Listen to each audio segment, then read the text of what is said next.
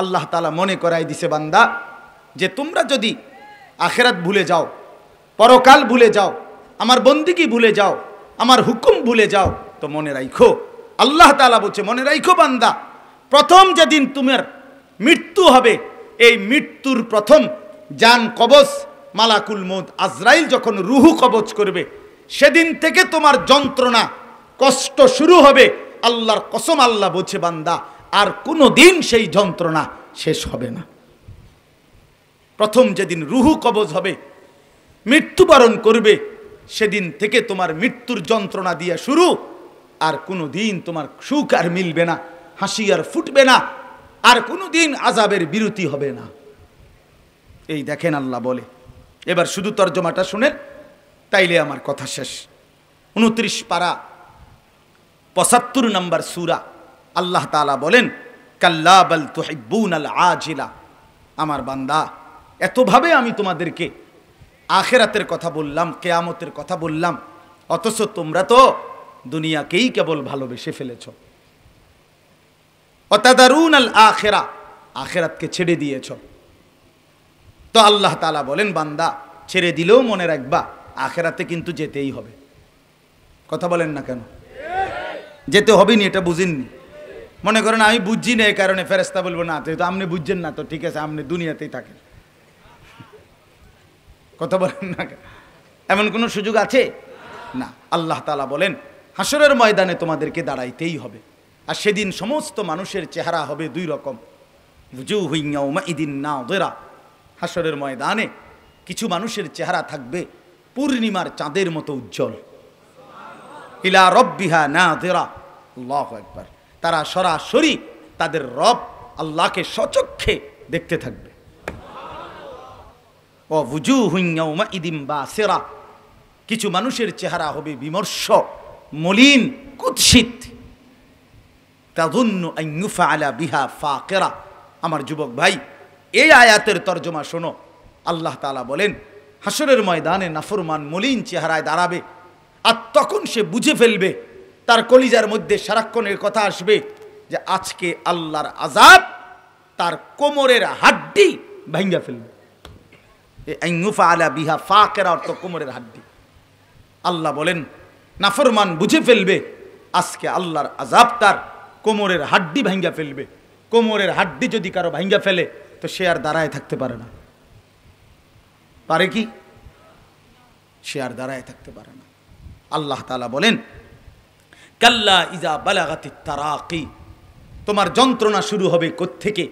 আল্লাহ বলেন যখন তোমার জান কবজের সময় আসবে, আর মালাকুল মউত আজরাইল রুহুটা বের হতে চাইবে না নাফরমানের, তো কলিজাটার ভিতর থেকে রুহুটা ধইরা একটা টান দিয়া ছিঁড়ে ফেলবে।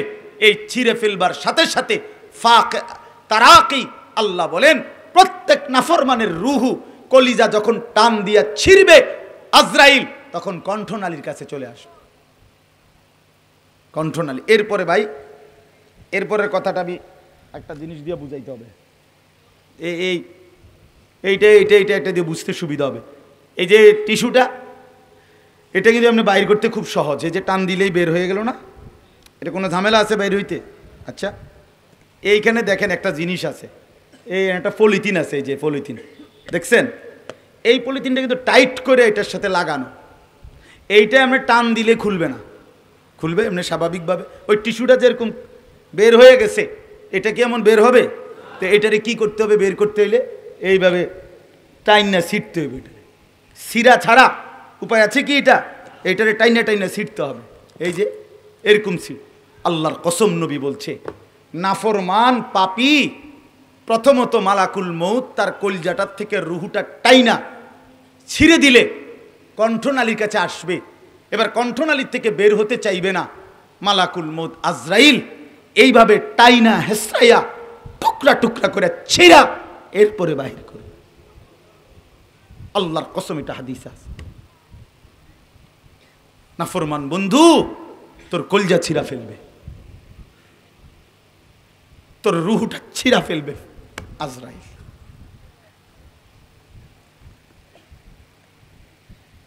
হ্যাঁ, কাল্লা ইজা বালাগাতিত তারাকি ফালাউলা ইযা বালাগাতিল হুলকুম, ওইখানেও একই কথা।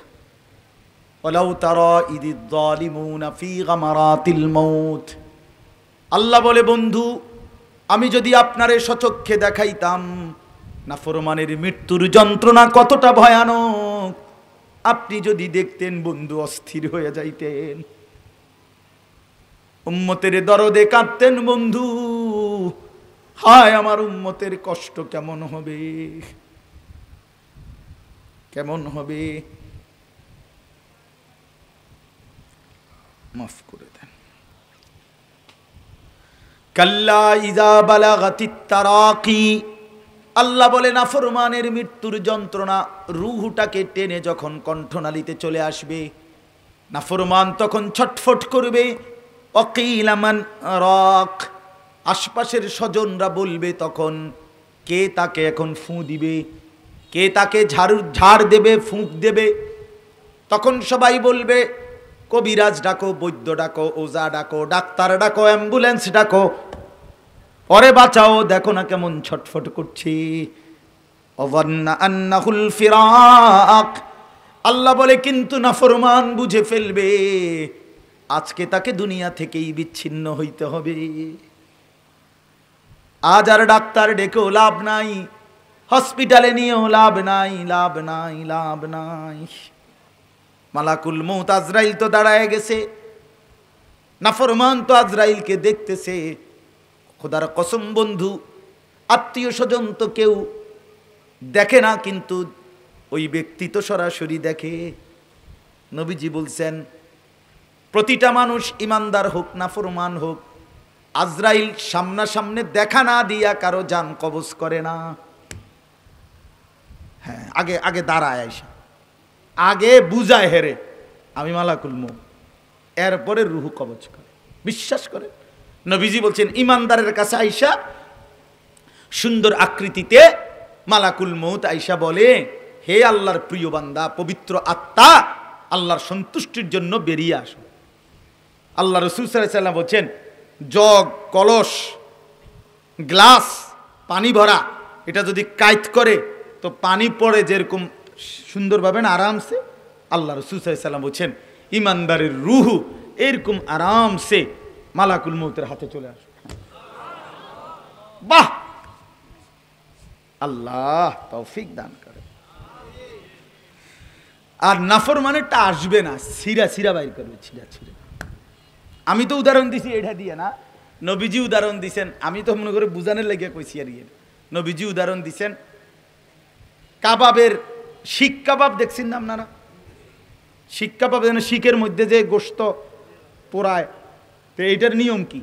এটার নিয়ম হলো এই শিকের মধ্যে যখন গোশতটা পোড়ায়, তো গোশতটা যদিও খুলে ফেলে খাইবার সময়, খুললেই তো দেয় ফ্রিজে, কিন্তু শিকটার মধ্যে কিছু কিছু গোশত, কদ্দুর কুদ্দুর গোশত লাগিয়া থাকে শিকের মধ্যে, এটা একদম ক্লিয়ার হয় না। কথা বুঝেন নাই? এই আল্লাহ নবী সাল্লাল্লাহু আলাইহি সাল্লাম উদাহরণ দিছে, হাদিসে হলো এই শব্দ যে উম্মত শুনো, শিকের মধ্যে যেরকম লাইগা থাকে ওই গোশতের কাবাব এগুলো, এইটা যেরকম ভিজা কাপড় দিয়া টাইনা টাইনা বাহির করে, কুদ্দুর কুদ্দুর করে টাইনা টাইনা এই গোশতের টুকরা এগুলো পরিষ্কার করতে হবে না শিকটা। এ আল্লাহ রাসূল বলে, মালাকুল মউত আজরাইল তোর কলজার ভিতর থেকে রূহটা এরকম ছিঁড়া ছিঁড়া টুকরা টুকরা করে বাহির করে, কাবাবের শিক পরিষ্কার করে যেভাবে। আল্লাহ বুঝ দান করেন। আমার ভাই মাদ্রাসাওয়ালা হুজুর ওলামা, ওদেরকে বেকুব মনে করেন না, বেওকুফ মনে করে। ওলামায়ে কেরাম, যুব সমাজ সবাই মিলে আপনাদেরকে আল্লাহর দিকে ফিরাবার জন্য আয়োজন করছে। ওমা ইয়াকিলুহা ইল্লাল আলিমুন। আল্লাহ বলেন, আমার আখিরাত, আমার পরকাল, আমার তাওহীদ, আমার রিসালাত, আমার এই কথাগুলো সবচেয়ে বেশি বোঝে কারা? আল্লাহ বলেন আলিমুন, কোরআনের শব্দ। আল্লাহ বলছে যারা ওলামা, খোদার কসম, তারা আল্লাহ নিজে বলছে আখিরাত পরকাল সবচেয়ে বেশি বোঝে, সবচেয়ে বেশি বোঝে। অতএব দয়া করে বন্ধু, ওলামায়ে কেরাম আপনাদেরকে ঠকায় না, ওলামায়ে কেরাম ঠকায় না, ওলামায়ে কেরাম প্রতারিত করে না, ওলামায়ে কেরাম দুনিয়ার জন্য কামড়া কামড়ি করে না। নাহলে আমরাও বুঝি যে মসজিদের 8,000 টাকা বেতন এক মাসের, অটো ড্রাইভারের ডেইলি ইনকাম মিলাইলে মাসে অটোওয়ালার এর চাইতে বেশি ইনকাম, সিএনজিওয়ালার এর চাইতে বেশি ইনকাম।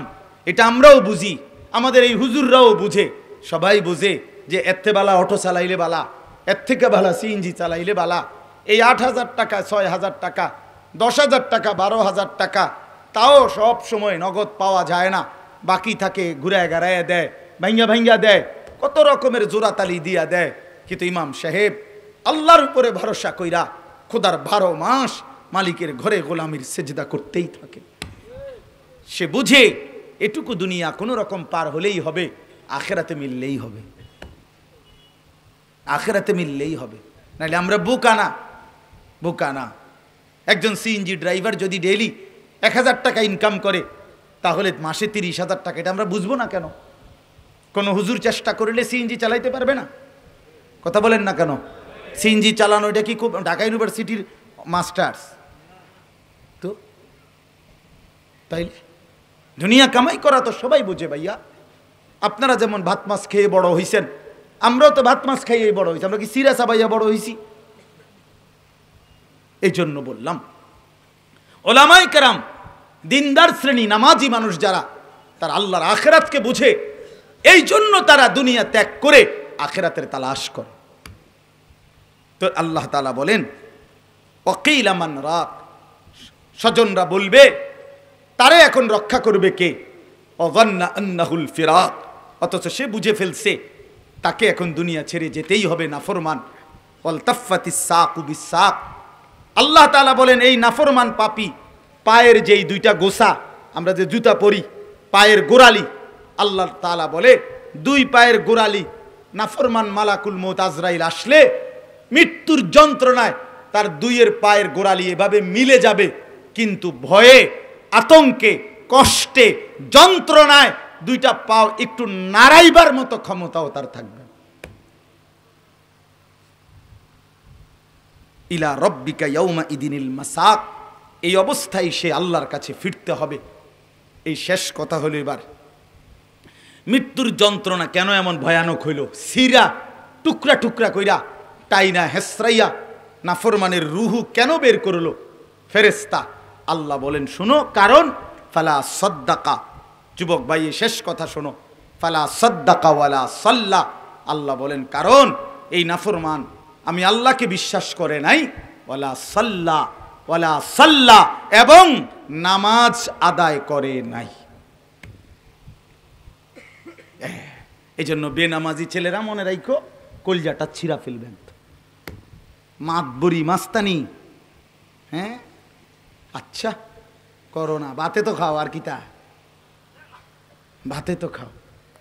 হ্যাঁ, জীবনে খুব আহামরি তো কিছু উপভোগ করার কিছু নাই। মানুষের বেড়ি আড়ে, তুমি ফিসে ফিসে টোটো করো, এই তো, আর কিতা, আর কি? মোবাইলে নর্তকীর ছবি দেখো, তো এতে কি কোনো নর্তকী তোমার কাছে আইসে কোনো দিন? তুমি যাও না এর কাছে যে তোমার জন্য আমি সারা রাত জায়গা আছি, ফাঁস হাতে একটা লাথি দিব, একটা লাথি দিব যে অপদার্থ, তোরে কইছিনি আমার লেগে ঘুম মারতি, তোর মতো বেকুবের লেগে আমি যাবো নাকি? কার জন্য জীবন শেষ করে দিলাম? কার জন্য হায়াত নষ্ট করে দিলাম? চরিত্র শেষ করলাম, হ্যাঁ, যৌবন শেষ করলাম, নিজের হাতকে নাপাক কাজে ব্যবহার করলাম, নিজের শরীরের সক্ষমতাকে, যৌন শক্তিটাকে বরবাদ করে দিলাম। বিনিময়ে কি পাইলাম বলেন? কোনো কিছু অর্জন হয়েছে? কিছু? আল্লাহ বুঝদান করেন। এজন্য ভাই আজকের থেকে সিদ্ধান্ত নেন, নামাজ পড়তে হবে। বলেন বলেন ইনশাআল্লাহ। ওয়ালাকিন কাযযাবা ওয়া তাওয়াল্লা, বরং সে আমি আল্লাহকে মিথ্যা মনে করেছে, আমি আল্লাহর হুকুম থেকে মুখ ফিরায় নিছে।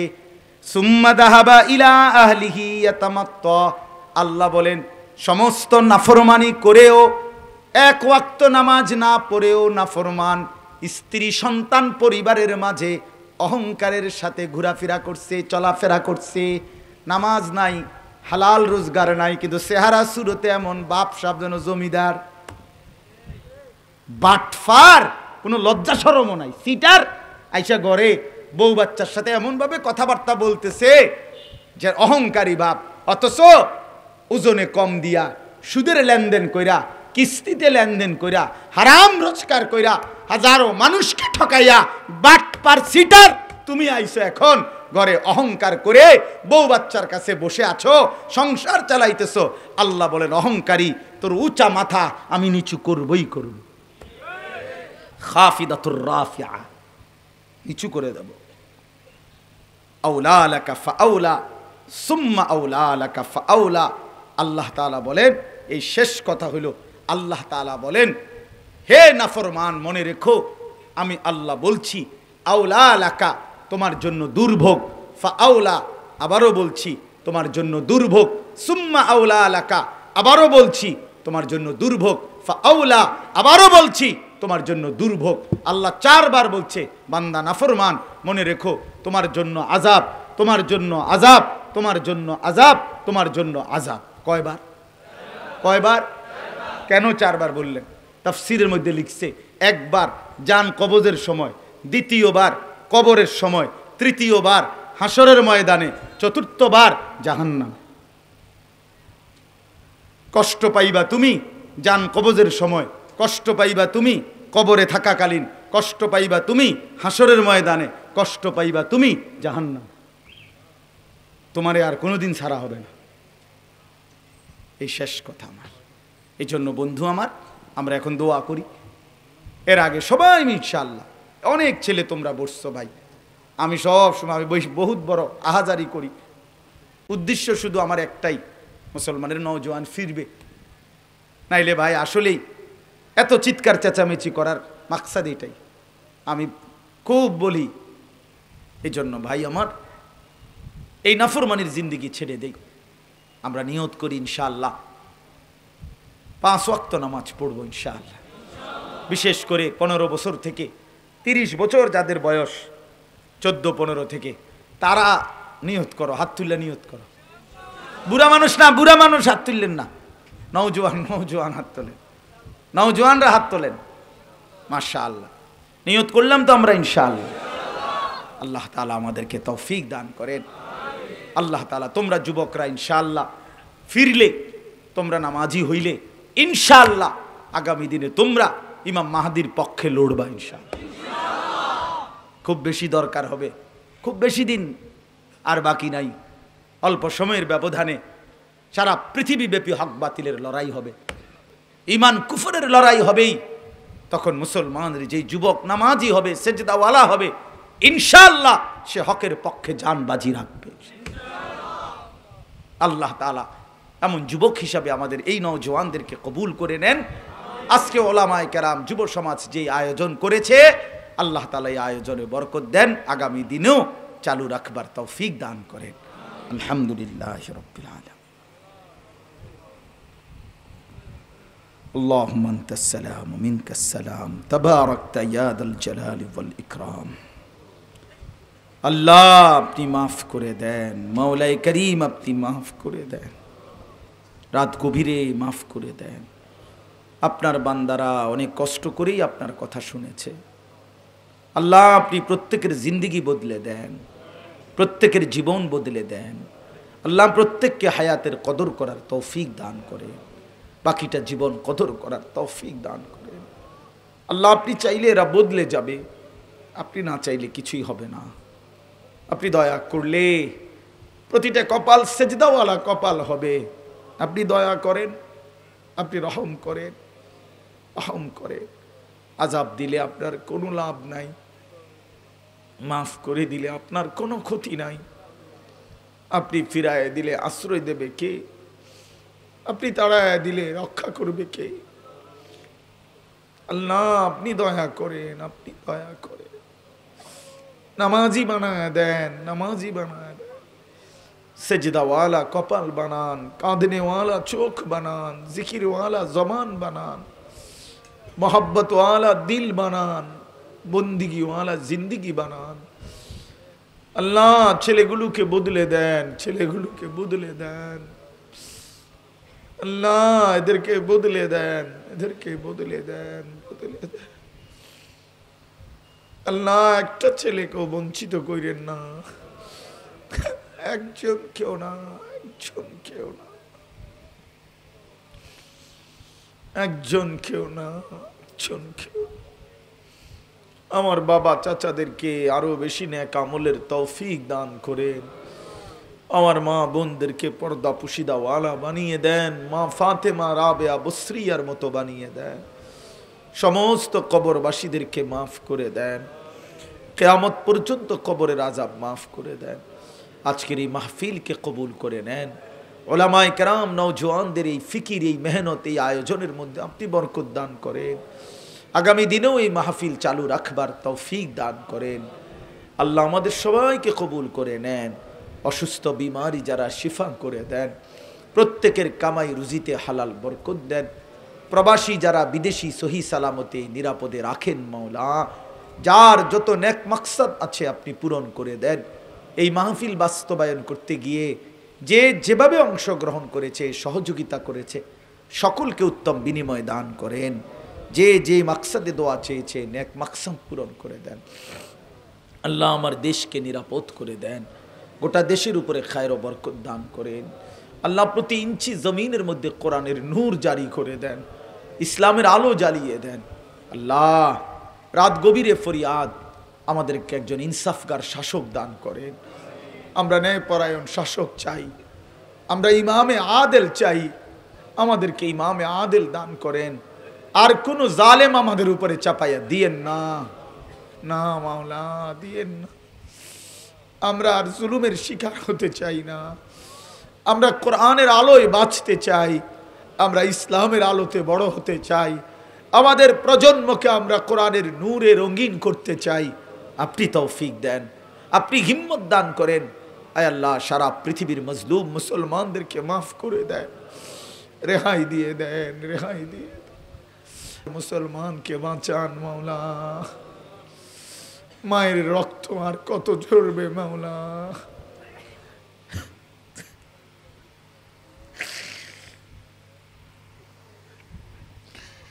আল্লাহ তিন বাচ্চা কতটা দিন কাঁদবে মাওলা। আল্লাহ আমরা কালেমার বিজয় চাই, মাজলুমের বিজয় চাই, মোমেনের বিজয় দেখতে চাই। আল্লাহ আপনি দয়া করেন, আপনি দয়া করেন, আপনি দয়া করেন।